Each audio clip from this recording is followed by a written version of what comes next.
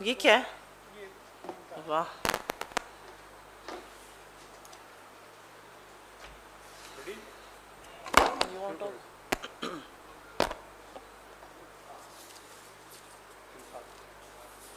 Pen दे दीजिए। आप सब लोगों को मेरा नमस्कार। आज हम लोग एक अहम मुद्दे पर बात करने के लिए आपके सामने उपस्थित हुए हैं और एक बार फिर से मोदी सरकार का जो ढोंग है उसका पर्दाफाश हो चुका है। पहले तो सरकार की उदासीनता, लापरवाही, विफलता, असंवेदनशीलता के चलते कोरोना काल में अनेकों लोगों की जान गई और अब बजाय शोक संतप्त परिवारों के घावों पर मरहम लगाया जाए, उनके घावों पर नमक मिर्च रगड़ने का काम मोदी सरकार कर रही है। कल सुप्रीम कोर्ट में सरकार ने बोला कि कोरोना मृतकों के परिजनों को मात्र 50,000 रुपए, सिर्फ 50,000 रुपए मुआवजे का दिया जाएगा। हम सबको लगता है कि ये मृतकों के परिवारों के साथ इस आपदा काल में एक बहुत भद्दा और क्रूर मजाक है और ये कहीं ना कहीं सरकार की उदासीनता और उनके दंभ का परिचायक भी है। एक और बात, और हम इसके साथ आपको एफिडेविट भी देंगे, आप में से बहुत लोगों ने देखा होगा इसको, जो हलफनामा, जो शपथ पत्र पहले दाखिल हुआ था और जो कल दाखिल हुआ है, उसमें भी जबरदस्त विरोधाभास है सरकार का। पर एक चीज दोनों में कॉमन है कि मदद का आशय शुरू से नहीं था। पर इससे पहले कि हम आगे बढ़ें, कांग्रेस अध्यक्ष श्रीमती सोनिया गांधी जी ने, हमारे नेता राहुल गांधी जी ने, हमारे और तमाम शीर्ष नेतृत्व ने लगातार उचित मुआवजे की मांग करी है और इस मंच से कांग्रेस पार्टी हर मृतक के परिवार के लिए 5 लाख रुपए मुआवजे की मांग करती है। और यह मुश्किल नहीं है, ये कोई बहुत बड़ी बात नहीं है, ये बिल्कुल मुश्किल नहीं है। हम सरकार में नहीं है, फिर भी हम एक छोटा सा आंकड़ा आपको बता देते हैं। 4 लाख करोड़ रुपए सरकार ने पिछले साल कमाए थे मात्र फ्यूल एक्साइज पर, ईंधन की एक्साइज ड्यूटी पर 4 लाख करोड़ रुपए कमाए थे। अगर हम 5 लाख रुपए देते हैं 4.5 लाख परिवारों को, तो वो मात्र 22,000 करोड़ रुपए है, जो कि कुल जमा राशि का सिर्फ और सिर्फ 5.5% है। अगर आप 5 लाख रुपए भी देते हैं मृतक के परिवारों को, तो वो कुल जमा राशि का, जो आपने सिर्फ ईंधन से कमाई है, लोगों की कमर तोड़ के कमाई है, उसका मात्र 5.5% है। तो यह किया जा सकता है और यह किया इसलिए जाना चाहिए क्योंकि करोड़ों लोगों के रोजगार नष्ट हो गए। अगस्त तक में 15 लाख नौकरियां गई, जुलाई में 32 लाख गई, अप्रैल और मई में 2 करोड़ 27 लाख गई। अनुमानित आंकड़े नौकरी नष्ट होने के 14 करोड़ तक हैं। लोगों का वेतन कट गया। भविष्य निधि जो ईपीएफ होती है, वहां से 66,000 करोड़ रुपए लोगों ने विड्रॉ किए और ऐसे टाइम में जरूरत है, क्योंकि बहुत बच्चे यतीम हो गए, परिवार के जो मेन ब्रेड विनर्स थे, जो मुख्य कमाने वाले थे, वो चले गए और ऐसे में 50,000 रुपए देना, ये ना देते वो बेटर था। लेकिन ये भद्दा मजाक जो हो रहा है ये बहुत गलत है। लेकिन कुछ बातें हम बिंदुवार तरीके से आपके सामने रखना चाहते हैं कि सरकार का क्या रुख रहा, क्योंकि सर्वप्रथम ये ज्ञात रहे कि सरकार ने सुप्रीम कोर्ट में सबसे पहले आपदा प्रबंधन अधिनियम, डिजास्टर मैनेजमेंट एक्ट 2005 के तहत कोविड महामारी तो आपदा है ही नहीं, सबसे पहले यह कहा था। पहली बात सरकार ने कहनी चाहिए कि कोविड तो आपदा ही नहीं है सुप्रीम कोर्ट में। इस कुतर्क को सुप्रीम कोर्ट ने झाड़ा, पूरी तरह से खारिज किया और अपने इस ऑर्डर 30 जून 2021 में इस कुतर्क को खारिज किया गया कि कोरोना आपदा नहीं है। उसके बाद सुप्रीम कोर्ट के तमाम कहने के बावजूद, फटकार के बावजूद, सरकार लगातार हाथ घसीटती रही, लगातार आनाकानी करती रही और तमामों एडजर्नमेंट, तमामों स्थगन लेती रही। उसके बाद सुप्रीम कोर्ट ने यह आदेश दिया कि हमारे आदेश को बाध्य होकर पालन हो।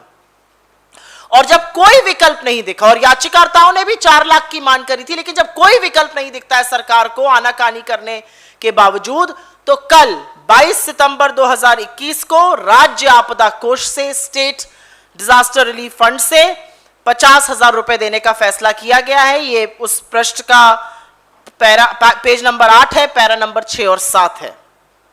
यहां यह बताना अनिवार्य है और यह जरूरी है कि आपदा में क्या रूल होता है। सरकारें नियम और कानून से चलती है, तो नियम और कानून क्या है यह भी यहां पर साफ कर देना जरूरी है।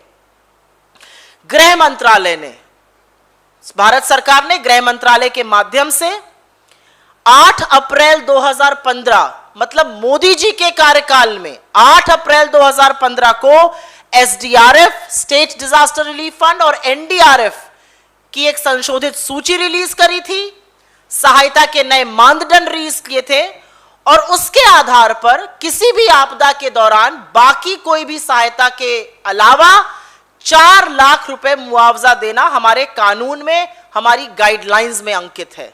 तो सरकार लिखे हुए कानून को भी फॉलो नहीं करना चाहती है। पहले बोला गया आपदा ही नहीं है, सुप्रीम कोर्ट ने फटकार लगाई तो माना गया आपदा है, और अब आप लिखे हुए कानून को भी फॉलो नहीं करना चाहते। आप इस तरह की आनाकानी कर रहे हैं। भले सरकार ने झूठ बोला उस सदन में कि एक भी व्यक्ति की बिना ऑक्सीजन के मौत नहीं हुई, लेकिन यह सच है कि शायद इससे पहले लोगों ने मौत को अपने सिर के ऊपर इतनी बुरी तरह से मंडराते हुए कभी नहीं देखा था। मुझे आज भी अप्रैल और मई के वो महीने याद हैं जब लगातार फोन बजता था, जब लोग मदद की गुहार लगा रहे थे, ऑक्सीजन नहीं था, जो नजर आता था आंखों के सामने वो दिल दहला देता था। जब दवाइयां, अस्पताल, वैक्सीन, ऑक्सीजन मुहैया कराना था तो सरकार रण छोड़ के भाग गई। हमें चाहिए था रणबांकुर, हमें मोदी जी मिले रणछोड़। आपको एक भी प्रेस वार्ता याद है मोदी जी की इस कोरोना काल के दौरान, जब आम जनमानस तो त्रस्त था ही? आपको याद होगा कि भाजपा के कार्यकर्ता, भाजपा के नेता, इन भक्तों की मंडली, इनके विधायक, इनके सांसद तक टैग कर करके मदद की गुहार लगाते थे, लेकिन मदद कहीं भी नहीं दिख रही थी, क्योंकि सरकार की तो प्राथमिकता ही कुछ और थी। सरकार को बंगाल का चुनाव लड़ना था, वहां जाकर दीदी ओ दीदी कहना था, और उसी उपेक्षा का कारण है कि ये जो त्रासदी थी ये मैन मेड हिंदुस्तान में बनकर उभरी। आपदा थी, दिक्कत थी, विश्व में भी थी, लेकिन इसका इतना विकराल रूप यहां पर इसलिए हुआ क्योंकि उपेक्षा और प्राथमिकता ही बिल्कुल अलग थी। यह सर्वविदित है कि संसद की स्थायी समिति हो, मंत्रियों का समूह की चेतावनी हो, और अब तो यह भी पता चला इस मंच के माध्यम से उस पर बोला भी गया है कि कैसे वैज्ञानिकों के आंकड़ों, उनकी चेतावनी के साथ छेड़छाड़ की गई कि मोदी जी अपनी इलेक्शन रैली करते रहें, उनकी छवि बरकरार रहे। लेकिन 4.5 लाख सरकारी मौत के आंकड़े, यह सर्वविदित है कि बहुत कम है। मौत के आंकड़े इससे बहुत ज्यादा हैं, और सरकार ने खुद भी, वो भले अपनी 56 इंच की छाती की बात करें, लेकिन सरकार ने खुद भी अपनी विफलता को स्वीकारा है। अगर ना स्वीकारते तो पूरा का पूरा स्वास्थ्य मंत्रालय हमारी आंखों के सामने चेंज ना होता। उनकी विफलता थी। लेकिन मोदी जी की एक और भी खूबी है कि विफलता खुद की होती है, ठीकरा दूसरे के सिर पर फोड़ते हैं। जो स्वास्थ्य मंत्री चेंज किए गए, जो जूनियर मंत्री चेंज किए गए, जो विभाग में चेंजेस हुए, वो विफलता की स्वीकारोक्ति है। पर आज 50,000 रुपए देकर सरकार क्या साबित करना चाहती है? और आज मुझे लगता है एक ठीक दिन है कि हम पूछें कि पीएम केयर्स फंड का क्या हो रहा है।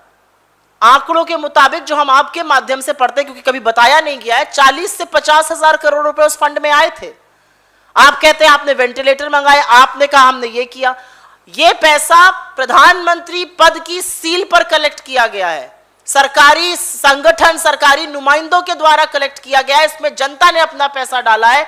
इस पर इतनी ओपेसिटी, इतना बड़ा ये गुप्त गोपनीय सीक्रेट क्यों है? क्यों आप देश के लोगों को नहीं बताते? क्यों वहां से आप पैसा और ट्रांसफर नहीं करते हैं कि पैसा ट्रांसफर हो?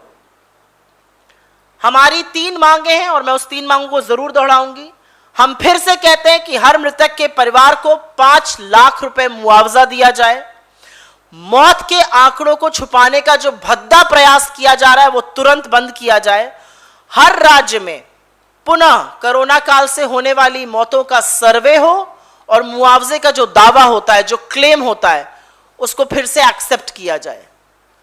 I will very briefly repeat some parts in English. The doublespeak and hypocrisy of the Modi government is out for everybody to see. Yesterday in the Supreme Court, the government said that compensation on account of corona death is going to be only and only 50,000 rupees. How are they calculating that? On what basis it is 50,000 rupees is beyond our mortal imagination. We do not comprehend that. But the reality is that this government has been dragging its feet on compensation from day one. And before I move any further, I want to assert the demand of the Congress party. The Congress president, our leader Rahul Gandhi ji, have consistently said there needs to be proper, adequate compensation for corona deaths. Today, from this platform, we demand a compensation of 5 lakh for every life lost during corona, because corona in India was a man-made crisis. Instead of providing for oxygen and cylinders and beds and vaccines and medicines, this government was too busy electioneering. But what did this government tell the Supreme Court? First of all, this government went and told the court that under the National Disaster Management Rules 2005, corona is not a disaster. The Supreme Court told them off, and in fact, in its order of 30th June 2021, completely negated what this government had said. The government kept taking adjournments, kept dragging its feet. Eventually, on the 22nd of September 2021, which is yesterday, the government has said that through the SDRF, a compensation of 50,000 will be released to every family, every life that has been lost due to corona. But one wants to understand, what is the written law? The written law on the 8th of April 2015, during the tenure of Mr. Modi, very clearly states that every life lost during a disastrous event, during a disaster, will be compensated for by 4 lakh rupees. Why is the government going back on the written law, on the written word? It is absolutely true that at a time when the government should have prioritized corona management, it failed to do so. It was too busy electioneering, and which is why we saw the worst impact of corona. Just to place some things here, the main wage earners have died in families, children have been orphaned, people have lost their jobs, their wages have been down, they have been forced to withdraw almost 60,000 crore rupees from the EPF. And today it's a good day to ask, if you give only 5.5% from the excise duty that you have collected on fuel in the last 1 year, which is nearly 4 lakh crore rupees, you will be able to give 5 lakh for every life lost. But why is this government not looking to do that? Fails my mortal comprehension. It's also a good day to ask, where is the PM CARES fund? What is happening with that? What is that money being put to use? Why is there such a shroud of secrecy around there? Why is nobody talking about the PM CARES fund in the government? This is not some private fund of the BJP. This is money that people like us have contributed to. This is money that has been collected under the seal of the union government in the Prime Minister's name. Why is this money not being put to use? I would only want to reassert 3 of our big demands. 5 lakh rupee for every life lost during the corona pandemic. The shameful attempts to mask deaths have to be stopped immediately. There should be a fresh survey of deaths in every state, and adequate compensation should be given, and fresh claims should be accepted. We'll first take suo moto questions and then we can talk about the rest. Corona पर अगर सवाल हो तो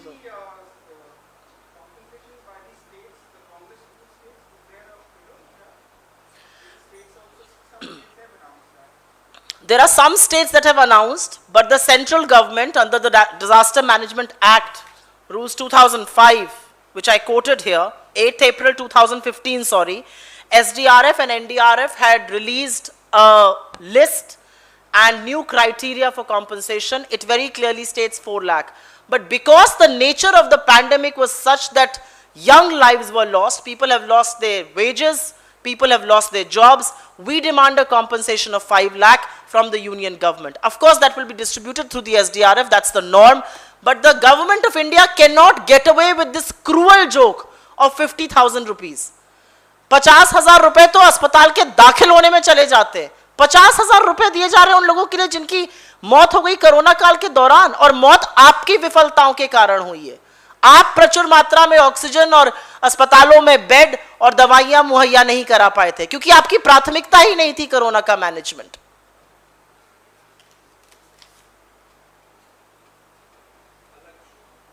corona पे पूछिए। Corona, anybody else on corona? ठीक है, हाँ एक कोरोना है, हाँ कहाँ पे दौरा है? सॉरी, प्रधानमंत्री जरूर दौरा करें। प्रधानमंत्री जब जाते हैं तो भाजपा के ही प्रधानमंत्री नहीं है, वो देश के प्रधानमंत्री हैं। उनको देश का सर ऊंचा करना चाहिए, उनको भारत के हितों की, हमारे सामरिक हितों की बातें करनी चाहिए। मोदी जी ने लेकिन फॉरेन पॉलिसी को, विदेश नीति को एक कैमरा अपॉर्चुनिटी बनाकर छोड़ दिया है। लेकिन विदेश नीति सिर्फ गले लगना नहीं होता है। कूटनीति या विदेश नीति भारत के हितों को कैसे सर्वोपरि रखा जाए, उसका लब्बो लबाब यही है। लेकिन चाहे वो अफगानिस्तान हो, चाहे वो रशिया हो, चाइना तो सबको पता ही है, चाहे वो अमेरिका हो, हमारे हितों को सर्वोपरि रखकर आज बात नहीं हो रही है। Foreign policy has been reduced to a mere photo op, and which is why India, which was at the deciding table on every major issue, विश्व में भारत की भागीदारी के बगैर कोई फैसला नहीं होता था, आज भारत को भागीदार नहीं बनाया जा रहा है। तो मोदी जी को हम सफल दौरे की शुभकामनाएं देते हैं, लेकिन हम साथ ही साथ ये भी पूछेंगे कि आप भारत के सामरिक हितों की बातें कैसे कर रहे हैं।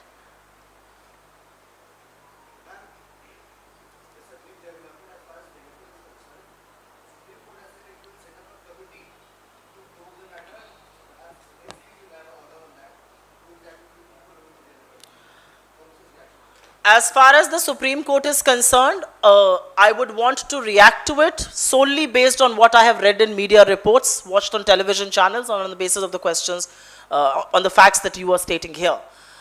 What happened with the Pegasus snooping scandal was the greatest threat to national security. A probe into this will ensure that national security is never compromised. Please understand, who were the people snooped upon? It wasn't just political opponents.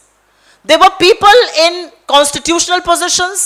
There were people associated with the Chief Justice of India. There were people associated with the Election Commission in an election year. These are very, very serious allegations. The reality is that snooping was done on people who were in elected positions of power, which also compromises the Official Secrets Act. And there was never a bigger compromise with national security than Pegasus. On Pegasus, we will only say there has to be a full-fledged, absolutely full-fledged probe by the Supreme Court of India under its custody. The entire probe has to be, because anything less than that is not going to be satisfactory as far as national security is concerned. I also want to say here, the issue that you are raising about some committee, I welcome it, but it has to be a part of a larger probe, and I hope it will be. आपने जो supreme court पर मुझसे सवाल पूछा है, उस पर मेरा जो रिएक्शन है वो मीडिया की जो रिपोर्टें हैं उसको देखकर टीवी चैनल पर और आपके माध्यम से जो मैं सुन रही हूं उसी पर है। सुप्रीम कोर्ट ने, सर्वोच्च न्यायालय ने एक कुछ टेक्निकल कमेटी की बात करी है। मैं उस पर बोलने से पहले ये जरूर बोलना चाहती हूं कि पेगासस मामले में जो जासूसी करी गई थी वो कहीं ना कहीं राष्ट्रीय सुरक्षा के साथ सबसे बड़ा उल्लंघन था। आपने सिर्फ राजनीतिक प्रतिद्वंदियों की ही नहीं, आपने संवैधानिक पद पर बैठे हुए लोगों की जासूसी करी थी। उसमें इलेक्शन कमिश्नर की जासूसी हुई थी तथाकथित तौर पर, उसमें सर्वोच्चतम न्यायालय के चीफ जस्टिस ऑफ इंडिया से एसोसिएटेड महिला की जासूसी हुई थी, उसमें चुने हुए लोगों की जासूसी हुई थी जो तो ऑफिशियल सीक्रेट्स एक्ट का उल्लंघन है, और ये सारा डेटा एक विदेशी जगह, विदेशी कंपनी, विदेशी गवर्नमेंट के हाथ में था। तो इससे बड़ा राष्ट्रीय सुरक्षा के साथ खिलवाड़ दूसरा कोई नहीं है, महिला अस्मिता के साथ इससे बड़ा खिलवाड़ कोई नहीं है, क्योंकि पेगासस एक मिलिट्री ग्रेड स्पाईवेयर है। जब आपके वो फोन में आ जाता है तो वो आपके फोटो, आपकी पूरी डिजिटल फुटप्रिंट पर कब्जा कर लेता है। तो मेरा अपना मानना है कि सुप्रीम कोर्ट के तत्वावधान में पूरी तरह से इस पर एक जबरदस्त तरीके से जांच होनी चाहिए, और ये टेक्निकल कमेटी उसका एक हिस्सा जरूर हो सकता है। ये अच्छी बात है, लेकिन एक विस्तृत जानकारी, एक विस्तृत जांच होकर देश के सामने सच और तथ्य आने चाहिए।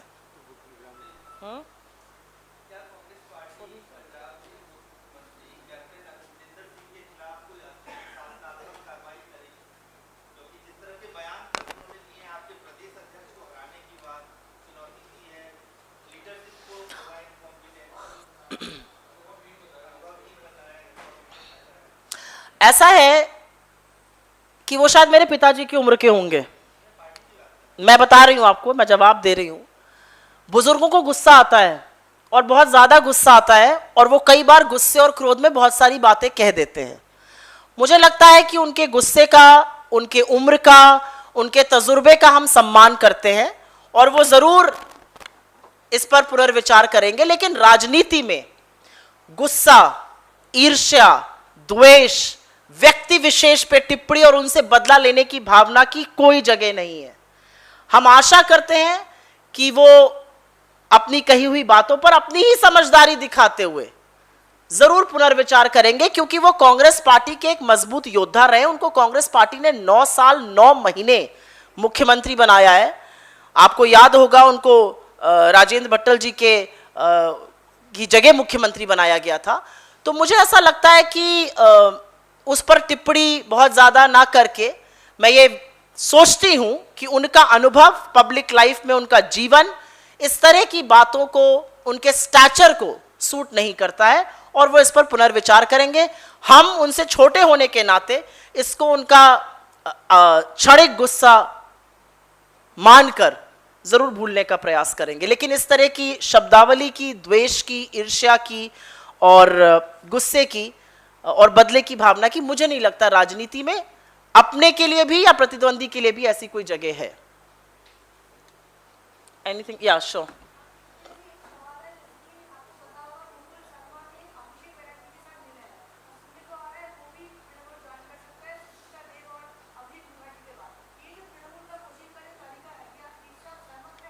क्या तरीका है?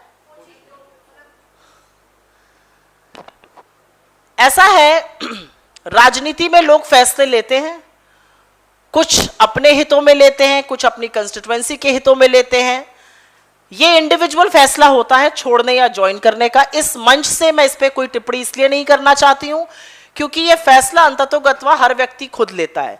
हम एक विचारधारा के साथ खड़े हैं, एक विचारधारा की लड़ाई लड़ रहे हैं और उसको पुरजोर तरीके से लड़ रहे हैं।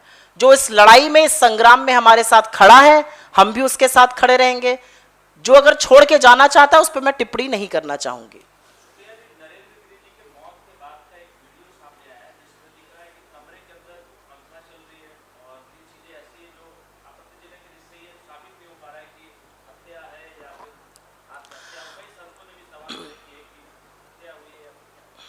मैं शुक्रगुजार हूं कि आपने ये सवाल पूछा। मैं उत्तर प्रदेश से आती हूं और ये विषय मुझे बहुत व्यथित करता है। हम लगातार उनके प्रति अपनी श्रद्धांजलि अर्पित कर रहे हैं। उनके श्रद्धालुओं के मन में बहुत व्यथा है, वो परेशान है कि ऐसा क्यों हुआ। दिक्कत तलब बात यह है कि उत्तर प्रदेश में ना महिलाएं सुरक्षित है, ना संत समाज सुरक्षित है। और जिस तरह से छूटते ही ये साबित करने की कोशिश करी जाने लगी कि ये आत्महत्या है, वो अपने आप में बड़े सवाल खड़े कर देती है। क्योंकि उत्तर प्रदेश की पुलिस वही पुलिस है जो लगातार हाथरस में ये बार बार कहती थी कि रेप हुआ ही नहीं है। वो एडीजी लॉ एंड ऑर्डर, आज भी एडीजी लॉ एंड ऑर्डर बने हुए हैं जिन्होंने कहा था रेप हुआ नहीं है, और सीबीआई की चार्जशीट में है कि रेप हुआ, उनके खिलाफ कोई कार्रवाई नहीं हुई। तो जिस तरह से ये साबित करने की कोशिश शुरू से की जाने लगी कि यह आत्महत्या है, वो अपने आप में एक सवाल खड़ा करती है। मुझे लगता है कि इसकी मांग पहले भी हुई है, हमने लखनऊ में भी करी है, इस मंच से भी करेंगे कि एक हाईकोर्ट मॉनिटर्ड प्रोब इस पे होनी चाहिए सिटिंग जज की तत्वावधान में। ये बहुत बड़ा मामला है। ये मामला सिर्फ एक संत का नहीं है, ये पूरे संत समाज की सुरक्षा का मामला है। आखिर कौन लोग ऐसे थे जिनके हाथों ये हुआ या नहीं हुआ, ये मामला पुलिस पहले से साबित करने पे क्यों तुली हुई है। आप तो पंखे की बात कर रहे हैं, उनके अनुयायियों ने तो ये भी कहा है कि वो लिखते पढ़ते नहीं थे, और 13 पन्ने का सुसाइड नोट लिखना बड़ा विचित्र बात है। और वो भी ऐसा नोट जिसमें तारीखें बार बार बदली गई, कभी 13 सितंबर से 20 सितंबर हुआ, बार बार चेंज हुआ, तो अपने आप में ये बहुत बड़ी गुत्थी है। लेकिन इसको सुलझाने के बजाय जो प्रशासन की ओर से इसको आत्महत्या का रंग देने की कोशिश पहले दिन से और पहले क्षण से की जाने लगी, वो अपने आप में सवाल खड़े करता है।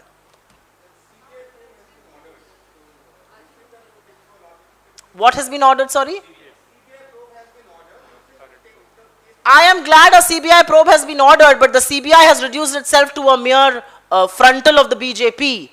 It goes to election going states, it lands at the doorstep of opponents, it lands at the doorstep of governments which the BJP wants to manipulate and compromise. So the problem with the CBI is it has lost all its credibility. The problem in UP is that the UP police has no idea about what the rules are, and Hathras has proven that, and which is why we believe there should be a judicial probe into this. Thank you. धन्यवाद। ये corona की बात बहुत ज़रूरी है, please इसको आप लोग ज़रूर उठाइए।